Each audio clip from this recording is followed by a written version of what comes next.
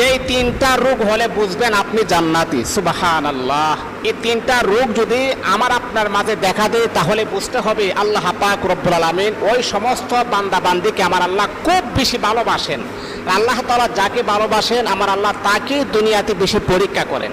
এই তিনটা রোগ হলে বুঝতে হবে আল্লাহ পাক আপনাকে অত্যন্ত ভালোবাসে এই রোগগুলো আপনাকে উপহার দিয়েছেন। এর মধ্যে একটা হচ্ছে ঠান্ডা জ্বর। মনে রাখতে হবে মেডিকেল সায়েন্স তারা প্রমাণ করেছেন যদি কোনো আল্লাহ তাআলার বান্দা বান্দির ঠান্ডা জ্বর হয় তাহলে সে কোনোদিন পাগল হবে না, সে কোনোদিন মেন্টাল হবে না। আল্লাহ পাক তাকে শারীরিকভাবে আমার আল্লাহ তাকে সুস্থ রাখবেন।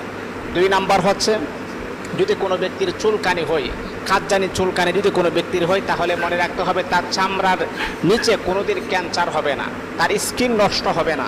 3 নাম্বার হচ্ছে আল্লাহ নবী বিশ্বনবী সাল্লাল্লাহু আলাইহি ওয়াসাল্লাম বলেছেন যদি কোনো ব্যক্তির চোখ উঠে তাহলে মনে রাখতে হবে তার চোখে কখনো সে অন্ধ হবে না।